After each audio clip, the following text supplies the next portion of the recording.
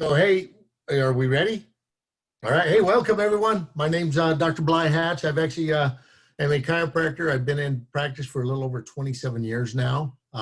Been amazing life. I love it. I've been involved in nutrition. So I actually am going to be talking a little bit about gut bacteria tonight and the brain-gut connection.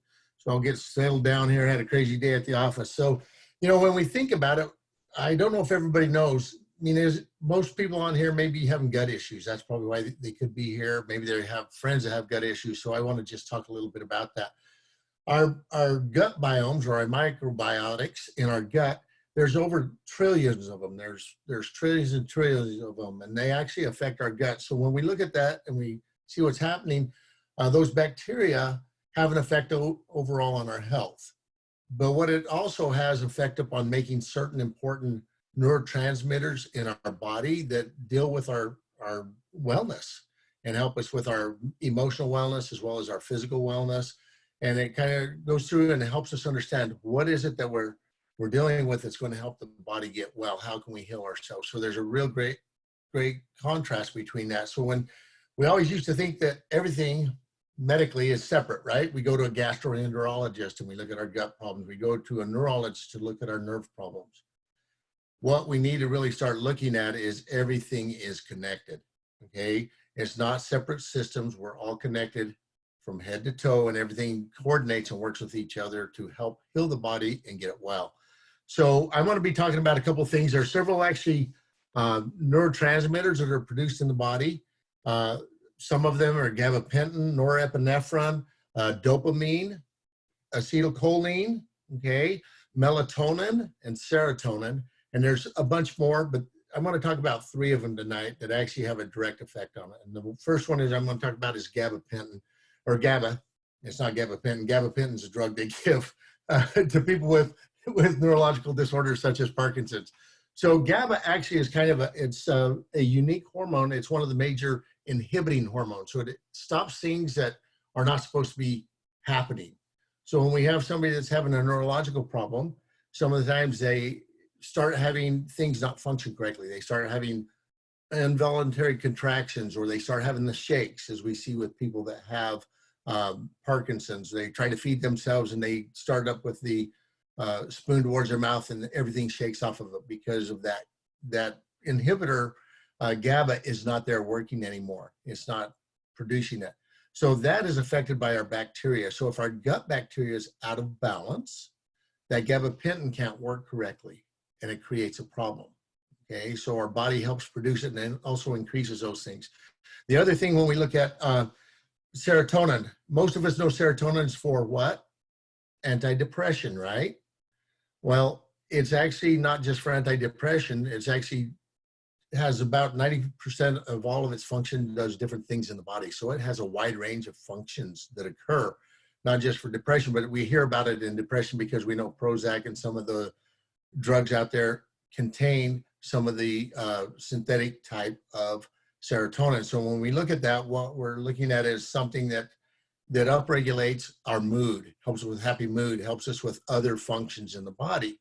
The crazy thing is that serotonin, 95% of it is produced in our gut. All right. So if we don't have a healthy gut, guess what's happening to us? We're dealing with anxiety. We're dealing with sleep problems. We're dealing with depression. We're dealing with all sorts of different things. So that's a very important neurotransmitter. I was at the store the other day. I won't say which store because I don't want to divulge that, but it was kind of funny. And I walked past and literally there was melatonin was off the shelf. There was nothing hardly at all. The little girls were restocking it. And I said, hey, what's up with that? They said, well, we have problems with people sleeping at nights. We have problems with people not being able to function. They're living in fear right now. Well, that's a serotonin melatonin function. We're seeing more and more of that right now, right? With everything that's going on with, if you're a news watcher, which I'm not, because I don't even have TV anymore, what ends up happening is we turn around and have that anxiety kicking up higher and higher and higher. And so people come to my office, they're having those fears, they're having those anxieties. They have fears about the virus that's out there. That's a real virus, but they have they watch so much news, it becomes a reality to them that they cannot function anymore. Okay, kids are not being able to socialize with their friends. Okay, so it makes it even more difficult. So that's kind of interesting when we start dealing with that and we start looking at it. So how do we help our body upregulate? So the serotonin deals with our moods in our body. Okay, an interesting study they did at UCLA. They took 40 healthy women and they actually put those 40 healthy women and they did good bacteria with one group of them and bad bacteria with another group of them. And then they showed them a reel of graphic images and different things. And they tested an area in our brain called the hippocampus, which allows us to react to different things that are good or bad. And those that were actually on the good bacteria had less reaction than those on the bad bacteria. So realize that if our gut biomes or our gut bacteria is not working correctly, it's not creating that serotonin or those other, the GABA that helps us deal with that calming mood. And now we have an overreaction or overexcitatory response in our hippocampus of our brain. So now we have some things that are creating those problems, okay? The other one that I wanted to talk about is dopamine. Dopamine is a neurotransmitter with Parkinson's. I apologize earlier, I said differently, but dopamine actually controls our coordination. That's what it's all about. It's our alertness, our awareness, our coordination. So when we're having problems with dopamine, we're not as alert. We don't respond as quickly to things. And so when that's being suppressed, functions like eating with a spoon or doing normal things like brushing our hair, washing ourselves, those abilities are lost. And so now we end up having some problems. And so what we're seeing is the gut-brain connection is very important because a lot of those things are being produced there. Not only that, but how about our immune system? 70 to 80% of our immune system is found in our gut. Okay, if we're sick, do we feel like doing anything? Not usually, right? We just want to lay around and do nothing. So if we're sick, we're not well, we're not producing those neurotransmitters. It interferes with that. And so when we start looking at those things, we start saying, okay, how can we help upregulate our serotonin levels? How can we help upregulate our good bacteria that's going to help produce more of those neurotransmitters, okay, in our body? And how are we going to come through? So a couple things that I'm going to share with you guys is the first thing we need is a good prebiotic, okay? If we don't have good fertilizer in our garden, how does it grow? It doesn't. It grows little tiny plants or they don't survive. They don't have the nutrients, okay? They all need that nutrient. So prebiotics come in the forms of fibrous type foods, bananas, chicory, et cetera. There's lists. You can look those up online and find those things. And you can actually go through them and start getting prebiotics into your system. Eat a diet higher in prebiotics. That's really important. So try to consume those foods on a daily basis. Some of the richer fiber foods is going to actually be the fertilizer to replant the garden in there, right? That's what we need to look at. We need to have some fertilizer in that garden so when we're growing those bacteria, it's growing correctly. The other thing is not all bacteria are equal, okay? We have anybody get really upset or mad easily and they overreact. Some of the times that's our bacteria that's creating that problem, okay? We need to change our bacteria. So taking a good probiotic is going to be very beneficial. The problem with most probiotics, I've been in this profession for a long time and I've always given a lot of probiotics to almost all of my patients ever since I've started practicing, is with probiotics, we have to give high doses to get the amount of probiotics we want in the gut. For example, I have a probiotic in my office, it's 100 billion, and another one that's 350 billion, okay? Guess how much of that 100 billion gets delivered to the gut? Only 4 billion, only 4% gets delivered into the small and large intestines, which is really important for our neurotransmitters and our good bacteria.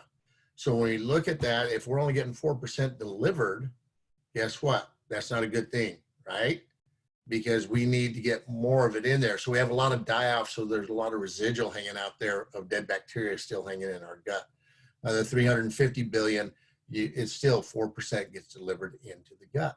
So we give high doses just to get what we want in it. Well, there's a new technology and a product that we're using now that actually literally protects those bacteria. And there's about 4 billion bacteria in this particular probiotic. You take it, it goes into the digestive tract, it makes it through the stomach acid where most of the destruction occurs and into the small and large intestines. And then it starts the delivery process. So if we have good prebiotics there, we have good probiotics that actually literally get there that doesn't have a lot of residual casualties from it, okay, we get better results with that bacteria. Now, when we get better bacteria, one, it helps us be happier, but it also produces those neurotransmitters that are connecting with our brain and other functions in the body. So our brain all of a sudden starts working better because now we're getting the GABA into our body. We're actually getting the dopamine into our body. We're getting the norepinephrine, which deals with our stress levels and our superpowers. We're getting the serotonin there, and now we're able to stay calm. And we're able to think through things and not overreact. So realize right now the American diet is terrible. For 99% of us, you go past a McDonald's and there's a big long line every night. Okay, most people think high bread, high intake is really important. So I want to just talk a little bit about diet for a few moments, but that's a whole different subject. We could spend a whole day and a half on just diet alone. But dietary wise, what you need to be doing, the body prefers good fat for fuel. Okay, so our diet we should be consuming about 20% of our diet in good quality fats. That would be fish oils, that would be avocado oils, that would be olive oils, etc., things of that nature, coconut oil. And if we can bring that into our body, what ends up happening is now we can start consuming better fats and our body's able to use a little better. So we need to have balance of fats. We need to have good quality proteins. Now, proteins are our building blocks, okay? So it's important to have good quality proteins. They can come in forms of some meats, fishes, chicken, but also consume some nuts, some legumes, some good beans, okay, some good processes like that. Those are the things that you want. And we, like I said, we could talk about that all night. And then vegetables and fruits, okay? Now, in the United States, guess what we have more of? We eat more fruits than we do vegetables, all right? Because it tastes better. It's not nearly as boring and dull as everything else. So what happens is most people produce more fruit, but when we produce more fruit, it creates more sugar, which allows the bacteria to grow and other things like viruses and parasites and things that are kept down by our good, healthy bacteria in our gut. It allows those things to start feeding on them and they start growing. So the rule of thumb is you should have between 5 and 8 servings. And when I say a serving, a half a cup of vegetables every day, 5 to 8 servings, which is a half a cup. And you should only have 1 to 2 servings of fruits a day. If not, if we're eating too many fruits or we're eating too many sugary foods or carbohydrates, we're now feeding the other things that come into our gut. Because if you visualize the gut's just the extension of the skin. That's all it is, an extension of our skin, and it protects us from bringing things into our body. But if we eat bad things, it's going to create leaky gut and decrease our ability to have that serotonin and those things produced. That's going to help us with good mood, good health, reduce our anxiety, reduce our stress, reduce our things that's causing a lot of problems. So that's where we want to go. So I hope tonight that you've got some information out of this. We need to feed our good bacteria. We need to eat well. We need to not be filling our mind with crazy stuff. Okay, stay off the TV because emotionally it creates a problem in our hippocampus, which then causes us to have more production of crazy hormones than we want and those neurotransmitters.